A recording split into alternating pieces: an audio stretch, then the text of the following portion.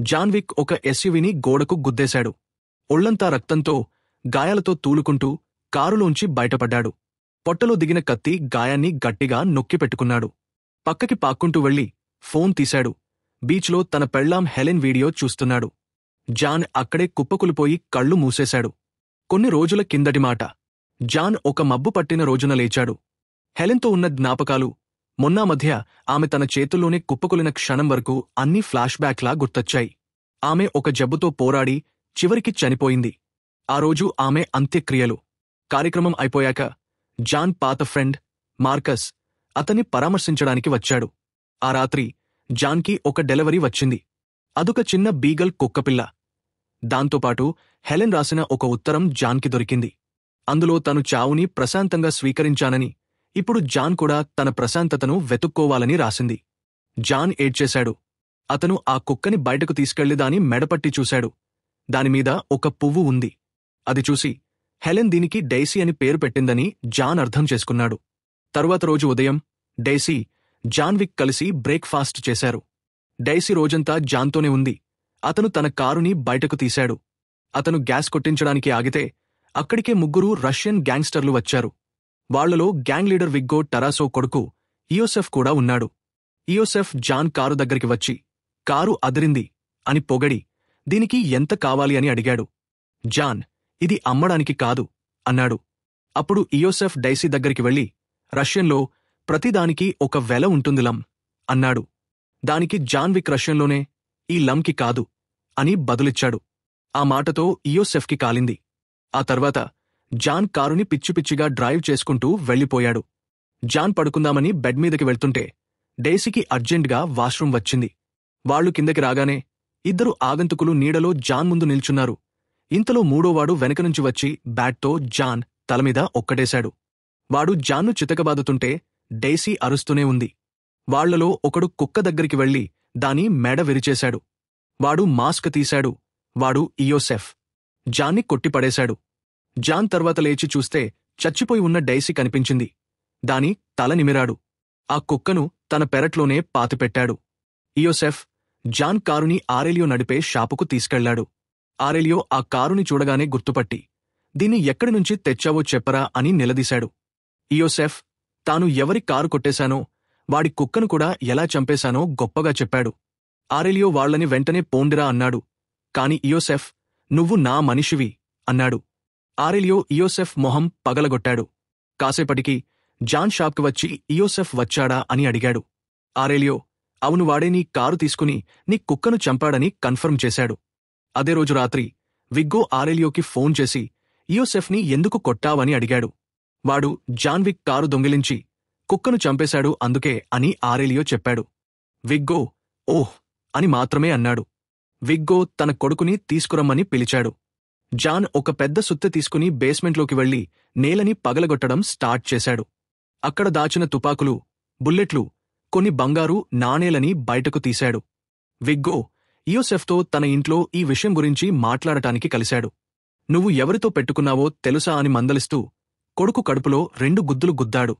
John ఒకప్పుడు తనతోనే ఉండేవాడని, కాని హెలెన్ని కలిశాక ఆ పని మానేయాలని నిర్ణయించుకున్నాడని విగ్గో చెప్పాడు. జాన్కి ఒకప్పుడు బూగీ మ్యాన్ అని పేరుండేదని, అంటే బూగీమ్యాన్నే చంపడానికి పిలిచేవాడని చెప్పాడు. ఇయోసెఫ్ జాన్ విక్ని చంపి అంతా సరిచేస్తానని అన్నాడు. కాని వాళ్ల నాన్న, నువ్వు జాన్ విక్ని ఏమీ చేయలేవని, ఎక్కడైనా దాక్కోమని చెప్పాడు. విగ్గో గొడవ సర్దుమణిగిద్దామని జాన్కి ఫోన్ చేస్తే జాన్ ఫోన్ కట్ చేశాడు. జాన్ స్నానం చేసి జరగబోయే దానికి రెడీ అయ్యాడు. విగ్గో జాన్ని చంపడానికి మాస్క్లు వేసుకున్న ఒక కిరాయి మూకను జాన్ ఇంటికి పంపాడు. కాని జాన్ వాళ్లని ఎదురుదెబ్బతీసి అందరినీ ఈజీగా చంపేశాడు. వాళ్లను కాల్చిపడేసి చివరి కొద్దిమందితో ఫైట్ చేసి ఆఖరివాడిని గుండెల్లో కత్తి దింపి చంపాడు. శబ్దం వస్తుందని కంప్లైంట్ రావడంతో జిమ్మీ అనే పోలీస్ ఆఫీసర్ అక్కడికి వచ్చాడు. అతను శవాలను చూసి కూడా ఏమీ పట్టించుకోకుండా వెళ్లిపోయాడు. ఆ తర్వాత జాన్ శవాలను తీసేయడానికి ఒక క్లీనప్ టీంకి ఫోన్ చేశాడు. వాళ్లు జాన్తో ఇలాంటి పని చేయడం ఇదే మొదటిసారి కాదు, ఇదే చివరిది కూడా కాదని వాళ్లకు తెలుసు. ఆ టీం ప్రతి రక్తపు మరకని, శవాలను క్లీన్ చేసింది. జాన్ వాళ్ల పనికి ఒక బంగారు నాణేమిచ్చాడు. జాన్ విక్ను చంపే పనిని $2 మిలియన్ వేరేవాళ్లకు అప్పగించమని విగ్గో తన అసిస్టెంట్కు చెప్పాడు. విగ్గో మార్కస్ను కలిసి తను పెట్టిన $2 మిలియన్ కొత్త కాంట్రాక్టు కోసం జాన్ విక్ను చంపమని అడిగాడు. మార్కస్ సరేనన్నాడు. జాన్ తన పని చూసుకోవడానికి కాంటినెంటల్ అనే హోటల్లో దిగాడు. అక్కడ అతనికి తెలిసిన పెర్కిన్స్ అనే ఒక ఆమె కనిపించింది. ఆ తర్వాత అతను హోటల్ చుట్టూ తిరిగాడు. ఇయోసెఫ్ ఎక్కడున్నాడో తెలుసుకునే పనిలో జాన్ తన మరో పాత ఫ్రెండ్ విన్స్టన్ను కలిశాడు. హోటల్ లోపల ఎవరినీ చంపకూడదనే రూల్ ఉందని విన్స్టన్ జాన్కి గుర్తుచేశాడు. తరువాతి సీన్లో జాన్ విక్ ఇయోసెఫ్తో ఆ రోజు ఉన్న ఇద్దరిని పట్టుకున్నాడు. వాళ్లని ఇయోసెఫ్ ఎక్కడున్నాడో చెప్పమని అడిగాడు. వాడు ఏదో క్లబ్లో ఉన్నాడు. జాన్ వాళ్లని చంపేశాడు. జాన్, ఇయోసెఫ్, వాడి ఫ్రెండ్స్ ఉన్న క్లబ్ బాత్హౌస్లోకి దూరాడు. వాళ్లు జాన్ని చూడగానే అతను ఒకడి తర్వాత ఒకడిని కాల్చడం మొదలుపెట్టాడు. ఇయోసెఫ్ మాత్రం పారిపోయాడు. జాన్ దారిలో అడ్డొచ్చిన ప్రతి కిరాయి హంతకుడిని చంపేశాడు. కాని ఇయోసెఫ్ ఒంటిమీద టవల్తో ఒక కారులో తప్పించుకుని పారిపోయాడు. జాన్ క్లబ్లో మిగిలిన విగ్గో మనుషులందరినీ చంపడం పూర్తి చేశాడు. ఇయోసెఫ్ తన మనిషి విక్టర్కి ఫోన్ చేశాడు. కాని జాన్ వాడిని అప్పటికే చంపేశాడు. జానే ఫోన్లో ఇయోసెఫ్కి ఎంత వీలైతే అంత దూరం పారిపోమని చెప్పే భయపెట్టాడు. రాత్రి మార్కస్ ఎదురుగా ఉన్న బిల్డింగ్ పైకెక్కి జాన్ రూంలోకి గురిపెట్టడానికి తన రైఫిల్ సిద్ధం చేసుకున్నాడు. అద్దంలో ఎవరో లోపలికి రావడం చూశాడు. జాన్ను హెచ్చరించడానికి ఒక ఫైర్ చేశాడు. వచ్చింది పెర్కిన్స్. జాన్ ఆమె నుంచి తప్పించుకోవడానికి ట్రై చేస్తుంటే ఆమె అతని మీద కాల్పులు మొదలుపెట్టింది. హోటల్ రూల్స్ బ్రేక్ చేస్తే విగ్గో కాంట్రాక్టును డబుల్ చేస్తానన్నాడని ఆమె చెప్పింది. చివరికి అతను పెర్కిన్స్ను మెడపట్టి బంధించి ఏదైనా ఉపయోగపడే ఇన్ఫర్మేషన్ చెప్తే వదిలేస్తానని ఆఫర్ ఇచ్చాడు. విగ్గోకి ఒక రష్యన్ చర్చిలో చాలా రహస్యాలున్నాయని ఆమె చెప్పింది. జాన్ ఆమెను కొట్టిపడేసి తన ఫ్రెండ్ హ్యారీకి అప్పగించాడు. విగ్గో తన సీక్రెట్ డబ్బునంతా దాచిన చర్చికి జాన్ వెళ్లాడు. చర్చిలో ఉన్న మిగతా గూండాలను కాల్చేశాక డబ్బు ఎక్కడుందో చెప్పమని పూజారిని బెదిరించాడు. దారిలో అడ్డొచ్చిన ప్రతి ఒక్కడిని చంపేస్తూ అక్కడ ఉన్న ఆడవాళ్లను భయపెట్టాడు. అతను ఆ డబ్బు మొత్తానికి నిప్పు పెట్టేశాడు. హ్యారీ పెర్కిన్స్ను ఒక కుర్చీకి కట్టేశాడు. కాని ఆమె తప్పించుకోవడానికి తన బొటనవేలును విరగ్గొట్టుకుందనివాడు గమనించలేదు. ఆమె బయటపడి హ్యారీ ముఖంమీద దిండు పెట్టి కాల్చి చంపేసింది. జాన్ పుణ్యమా అని తన డబ్బు మొత్తం కాలిపోయిందని తెలిసిన క్షణాల్లోనే విగ్గో జాన్ జరిపిన కాల్పుల వర్షంలో చిక్కుకున్నాడు. జాన్ చాలామంది విగ్గో మనుషులను చంపినా ఒక ఎస్యువి వచ్చి గుద్దడంతో అతను ఎగిరిపడి స్పృహ కోల్పోయాడు. విగ్గో అతన్ని పట్టుకుని ఒక కుక్క కోసం ప్రతీకారానికి ఇంతదాకా ఎందుకు వచ్చావని ఆశ్చర్యపోయాడు. ఆ కుక్క తన చనిపోతున్న పెళ్లామిచ్చిన గిఫ్ట్ అని, ఇయోసెఫ్ దాన్ని తన నుంచి లాక్కున్నాడని జాన్ చెప్పాడు. విగ్గో అతన్ని తన మనుషులకు అప్పగించి ప్లాస్టిక్ కవర్తో ఊపిరాడకుండా చేసి చంపేయమని చెప్పాడు. కాని మార్కస్ పక్క బిల్డింగ్ నుంచి చూస్తూ ఒకడిని తలపై కాల్చాడు. దాంతో జాన్ రెండోవాడిని చంపగలిగాడు. జాన్ తుపాకీ తీసుకుని విగ్గో పారిపోతున్న కారుపై కాల్పులు జరిపాడు. కేవలం విగ్గోను మాత్రమే బతకనిచ్చాడు. ఇయోసెఫ్ బ్రూక్లిన్లోని ఒక సేఫ్ హౌస్లో దాక్కున్నాడని విగ్గో చెప్పక తప్పలేదు. ఆ సేఫ్ హౌస్కి ఆయుధాలు పట్టుకున్న మనుషులు కాపలా ఉన్నారు. కాని ఏదీ జాన్ను ఆపలేకపోయింది. అతను స్నైపర్ గన్తో ఒక్కొక్కడిని చంపి బిల్డింగ్లోకి దూరాడు. ఇయోసెఫ్ మళ్లీ పారిపోవడానికి చూశాడు. కాని ఈసారి జాన్ అతన్ని పట్టుకుని చంపేశాడు. హోటల్ అసిస్టెంట్ ఒక కొత్త కారుని బహుమతిగా ఇచ్చాడు.